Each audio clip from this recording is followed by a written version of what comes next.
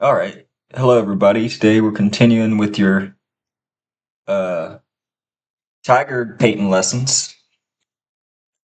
And just going on, we're still using my example. Maybe you're further behind and you got easel over here.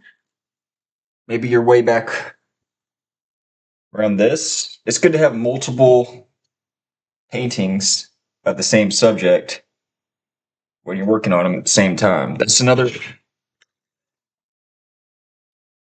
lesson. And you figure you get better by watching people um,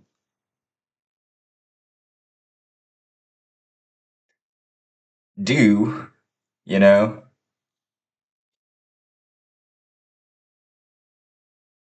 And that's the concept behind all these. Anyway, today we're gonna take a little white paintbrush, and you look at a cat, right? And he's got all these little white hairs in the sunlight. Now we blew up this tiger so he's larger, and you can see me adding these little white where the sun hits the top of him, like on his nose, the bridge of your nose, right? And you can use this later too. Like here, I didn't build the nose so cool. So I'm rebuilding layers of paint and coming. I reckon the nose is mostly paint. I re-outline it a little bit, so this is a wet, shiny thing. So it should be wet, white highlights, and for now we're just gonna rebuild what became a little orange and maybe use some of our techniques here and there. Of course, the darker something is, the more the white highlights can show up, right? We're just working in white. Working in white. Oh, that one looks like a spot. It's okay. Yeah, I don't want to, because I don't got a lot of control with this brush and I don't want to change. Right? What should I do? Keep going. I don't know. Maybe I'll change that later. This is a nice one. You get all this white here. White's real nice, because before it got to applying layers of white and yellow. These are two colors you should remember. Also, green. There's a reason that some people's plants and skin and glass and things like that, when you see them painted, it looks, alive or a little bit. Skin's kind of transparent, and so are plants, you know? And thinking about the sun. Things in the transparent world, you'll have a better understanding of it. The way the light hits and the way we see it. I guess we should title each of these according to what's going on. This is number a few down in the tiger painting lesson. And between painting the tiger with all its hairs and it's this and it's that, and painting the dragon, the other side of that is painting all the scales and all that. You can paint a lot of things, you know. And there's more things to focus on, but that covers a lot of the animals in the animal kingdom. There's a reason we paint those two first. Show you can do it, you know? Anyway, just keep with your white. White, we've already applied a few layers of white, and you're still looking. This still doesn't look as white as my fence, because you're not just painting. You see this really, really slow, I mean, this really delicate procedure I'm using. I don't want to say it's slow, but being delicate with it. Following our old lines. Always washing our hands. We all know the lesson. Decorate our walls. And of course, maybe you just want to buy one of these from me. Just from a few tigers. You can buy a tiger from me. You'll see this one done, and you'll be like, "Dang, you did finish that pretty quick. Let me get one too." And you'll be like, "Yeah." Or just like I always say, follow my lessons. It's okay to overuse the what, because it's see-through when it dries. I think you will be a great painter if you put the investment into it time. You see, that's all wet. Now that idea I had, I'll put it in my little pocket for later. You saw me had an idea there? Yep, I did. Because we're working what we got.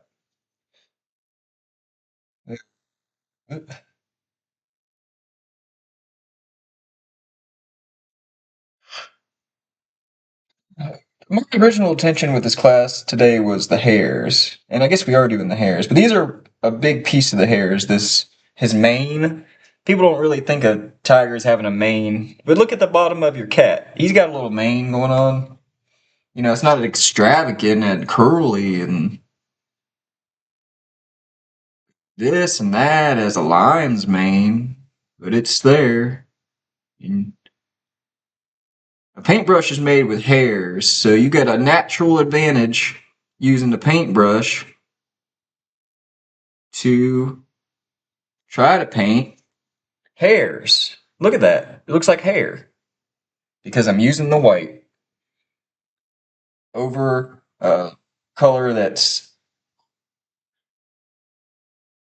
sometimes I'm using it over black. Most of the time I'm using it over this dirty white color I had to give it a two-layer effect.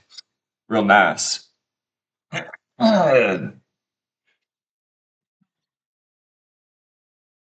Class, I'm gonna narrate while y'all look at my project here because I worked on quite a bit of it while I was doing my own thing and not making a video of teaching y'all. I know some classes you might think, oh, I failed because I missed a whole week of class. But we don't give grades in this class. We give you money when you do good in this class. And you can use money to buy things like coffee, more paint,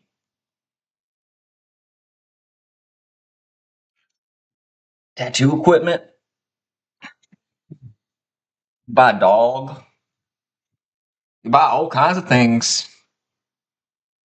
Historically, many things can be bought with money. And historically, if you were to go back in time and find all these ingredients, you could probably still, and you brought the knowledge or taught with you, and use a time traveler like Sarah Connor. Um, I think you could get by back in the old times if you could get a hold of yourself a paintbrush and you took all these lessons and you didn't die of the plague or Pharaoh's fury or uh, many things were deadly in history. Most things, I'd say. Many things. War and all that. You don't die of all that and you take these skills with you and you don't want to fight in the war. You can probably get in with a king or something if you're good at this. They didn't have computers back in the day.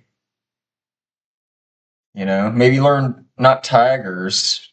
Uh, Tigers a good lesson for what you think you want to learn if you were traveling back in time, right?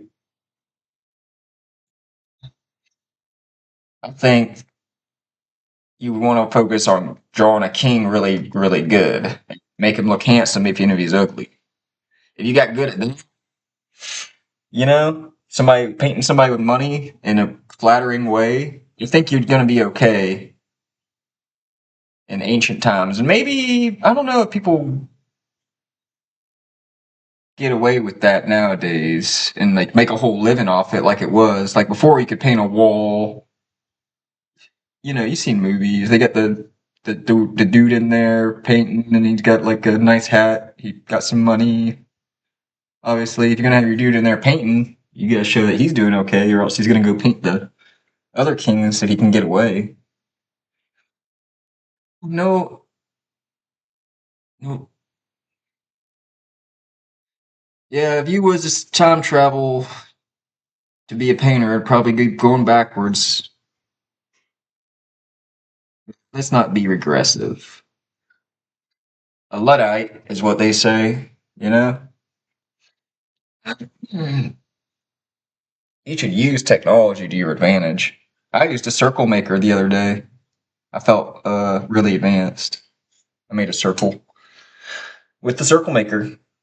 Uh, I guess his eye. This is wet. Remember working this way. And all I've used is the thing I showed y'all earlier. So keep on a going. This whisker could be feel something wet, and I'm dragging something with my palm, and I slipped. I slicked and I slacked. You gotta be careful. Now look at this whisker. I'd say it kind of looks realistic. I'm gonna keep it and let it dry and work on it. Yep, kind of looks realistic.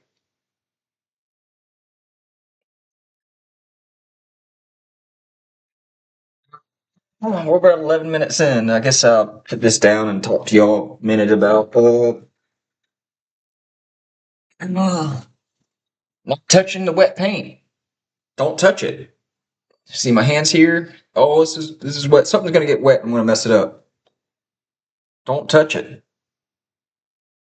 And obviously, I can move this and show you more, but this camera's stationary, so we're just gonna have to listen to me talk for a minute while paint dries. We're washing wet paint dry.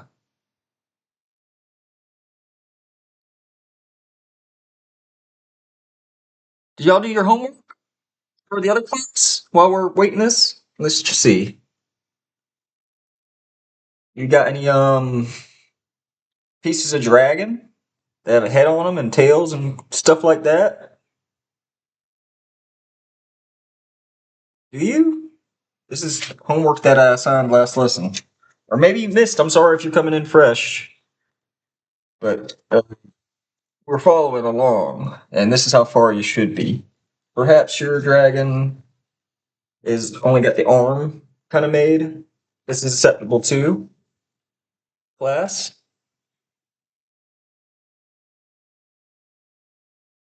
Pencil, anything you got. Made it with crayons, that's fine. You're going to be judged accordingly, and then we'll work our way to the rest of the dragon. Now, today we had acrylic paints. Tomorrow we'll probably be on paper, and we'll learn more. So you're taking the black and you're contrasting it with the white paint, and you're building layers, and you keep working it until you get an effect. I'm gonna get to a deeper effect, and then we'll teach you a little bit more here. Maybe I'll. You saw me work on the tongue, the lights. We're just playing lights. I'm gonna find something important on this to work on to teach, and then we'll learn more. And then next video is probably the dragon one again. I tried to video this twice because I did a video doing the black, but I messed up on my timing. So this is the end of the video card now, and be ready for next one next week. And thanks for coming by and looking at it, and do more artwork next time. Later.